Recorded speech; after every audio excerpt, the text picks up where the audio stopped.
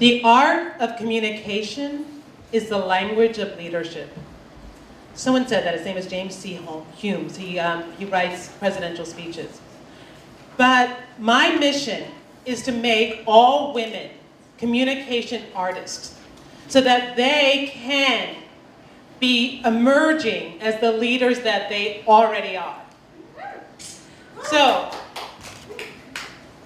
the fact that I teach communication skills is pretty ridiculous because one of the things about me is that until the age of 12, my nickname was Shy. Literally. That's all people would call me. And I often wonder how this happened, but do you remember these? Remember these? Connect the dots? Oh, yeah. Never had those coloring books, connect the dots? Well, it's so cool because you have all these dots and you sort of kind of know what it's going to turn out to look like, but until you connect the dots, you're never quite sure. And I feel like life is like that. We have all these dots in our lives. Some of the dots are put there from our DNA and our parents and our upbringing. Some of the dots, however, happen in experiences and our choices that we make in life. And at some point, we connect those dots and then we reveal something really special about ourselves. So I often tell the story about how I went from being Miss Shy to being an actor. And I auditioned for a play in 9th grade. However, and then all of the other stuff that happened. But tonight I don't want to tell that story. Tonight I'm going to tell another leg of that journey. And that journey was when I took the communication skills that I learned as an actor and I emerged as a leader. The reason why I want to share this story with you is because it has to do with everything that Chantel stands for. It has to do with really getting in touch with what my mission is, what my purpose, what my passion is in life. And it also has to do with how I could dig down and find the authentic qualities in myself, those dots in myself that enable me to communicate and be a leader. And finally, what it does is it showed me that when you are connected to your mission, when you connect those dots and really have those strengths of the authenticity in your life, you can create amazing change. So this part of my story is from me being a new mother, actress, and then turning into the Norma Ray of the PTA. Now, my son is 22 years old now, so this is a while ago. He started public school right here in New York City, in Manhattan. It was a great public school, and because it was a public school, we depended on the PTA for a lot of things, the fundraising, all this stuff. That meant that the PTA had an awful lot of power. What happens when people get power? Absolute power corrupts. So we had a sort of very strange PTA. It was very self-serving, it was very insular, and it was very dysfunctional. People complained all the time, but you know, it was what it was. It didn't bother me that much. We would walk around and talk about the PTA. One day, this mom who had gotten to know me said, you know what? I think you have the energy and the personality to make changes in that PTA. And I thought, oh, come on, that's crazy, I'm an actress. And she said no, and she kept persisting. Now, there was a little pilot light lit in me when she said that, because she recognized some qualities, just like those dots, that I sort of kind of thought were there, but I didn't have the courage to own them. And she pointed them out. And then I would go to these PTA meetings, and then something started to bug me, and it was the seed of my mission. And how I recognized it was this. The school had a gifted and talented program, and my son was in it. However, it was only 1/4 of the school. And the PTA consisted of 3/4 parents from the gifted and talented program. And there was something in me that said, this isn't right. And Oprah had a quote in an Emmy nomination speech, and she said, the greatest pain in life is to be invisible. What I've learned is we all just want to be heard. Now, growing up a shy child, that is how I felt. I always felt invisible. I always felt unheard. And here I was in a situation who I'd gotten over some of this communication issue, But there was a huge majority of the population of this school that was being invisible and unheard. And that sparked my mission. And so the next time this woman kept at me and kept at me. She said, "You're so calm, you're so level-headed, I really think you can do it." And finally I said, "You know what? Let me do it." It was an uncontested spot, I ran. It was great. So then what happened is I got to see dysfunction up close and personal. And on those meetings, you saw every single communication issue emerge. You know, people were bullying, people were minimizing, people were self-serving, people were passive-aggressive. You know, and we had these powers that be, 3 women who ran the PTA. And nobody could get anything past them. So then you'd have the disgruntled people in the PTA that would then complain and yell and scream and argue.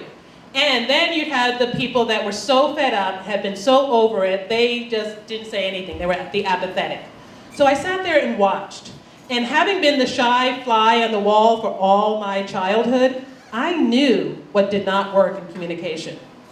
And I sat and I watched the PTA executive board meetings and I said, I've got to find a way to bring this thing together. I've got to fulfill my mission to get these other people heard. And so, call it divine intervention, call it feminine energy and intuition, I started to do just that. Instead of, when I communicated at meetings, instead of making anybody wrong, I would point out what was good about what they did and how it could maybe be better. You know, I would not complain unless I had a suggestion of something else that might work. I let the powers that be know that if we changed X, then they would be more popular because Y would happen. And eventually, and the other key point is what I talk about is communication, outside and inside. I used a tone of voice that was passionate, yet confident. And that is what we women really have to get a handle on. So that when I said something at a meeting, people listened. Even though somebody else, 2 minutes earlier, had whined and complained about it, I would say, excuse me, what about if we do this? And it's like, oh, Robyn, that's a great idea. Okay, so I'm not saying that this was a miracle. I'm not saying that the powers that be fell in love with me and was eating out of my hand. No. What happened is I was able to use another feminine energy leadership skill because I created allies among the people who were apathetic, allies among the people that were disgruntled. And together, we started thinking about changes that we could have happen. And we really, really started to bring in new events and all these things that really involved other parts of the community. And it was an amazing, beautiful thing that suddenly more people were coming, more volunteer people were smiling when they walked into the PTA office instead of like running away. And it was great, and everything was happy, and we had this kumbaya year. But the powers that be were still the powers that be. They were in control of one of the most important fundraisers of the school, the silent auction. And rumor had it, and some evidence had it, that it was being misappropriated, some of the funds and some of the donations. And so in comes another woman who says, Robyn, I think next year you should run for president against this person. And I thought, oh, come on, you're really crazy. But again, that fire started lighting in me. And she started pointing out all the qualities that I had, all the effect that I've already seen change. And she said, you can do this. I know you can do this. And suddenly I thought, you know what? I can do this. All of those qualities that I was undervaluing. I was undervaluing some of my feminine leadership qualities because I thought leadership had to look a certain way. I thought leaders had to be bullies. I thought leaders had to be this and yell and scream. But she was saying that I could be a leader just as I was with these qualities that I already owned. And I said, okay, I got that fire starting. I said, yes, I'm going to take on the powers that be. I'm going to change the world. I didn't know what I was thinking. I didn't know what I was getting into. It was like jumping into a shark tank. I swear, I have never, ever felt so vilified in my life. I had to sustain not only the dirty looks, but people trying to get somebody to think against me, to act against me. I had to endure yelling and screaming matches in the halls of the school. But I did it. And I did it because I had my mission. And I was able to use all of my communication skills. I was able to use my voice. I was able to use my body language when I was feeling like a piece of this big. I was able to stand tall and say, no, that's not right. You have to stop being a treasurer. You're stealing money. So those are the kind of things that I had to do. And it was hard. And I won the presidency. Okay, it was amazing. We took that silent auction out of the cafeteria into Madison Square Garden. We started making a silent auction that would bring in $10,000 to $12,000 a year. We started bringing in $40,000 to $60,000 a year. We collaborated, we worked together, we created a team, because that's what women do. We create teams. And our teams, and I never took all the credit because everybody worked together. So what I want to leave you with is this. Find out what your mission is. If you don't know what it is, dig deep. It's usually connected to some pain point.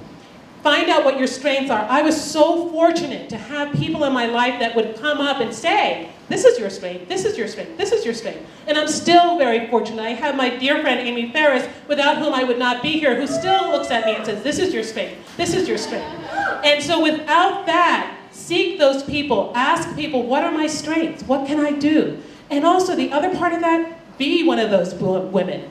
Be one of those women that go up to another woman and say, you know what? You are so kind. You should use that more. I love the way you do that. Even tonight, I'm sure you've met people tonight that you have encountered, because it only takes 2 seconds to make a first impression. I bet you've met somebody who you could turn to say, you know what? I love the fact that you are this. Do it, because it really, really helps. That's especially when you shine a light on others, your own way will be illuminated. And also, because I can't stop without saying it, stand in your power. Stand in your power. Have a large, take up space. That's the one thing that women do not do. We don't take up enough space. When you take up space, you actually lower your stress hormones and raise your testosterone level. And you have more confidence and you are going to be more effective. I just want to end with reading all of what Oprah had said. The greatest pain in life is to be invisible. What I've learned is that we all just want to be heard. And I thank all of the people who continue to let me hear your stories. And by sharing your stories, you let other people see themselves, and for a moment, glimpse the power to change and the power to triumph. Thank you everyone here who's shared their stories and will share their stories, because it's given us all, and I hope it gives you all, the power to change and the power to triumph. Thank you.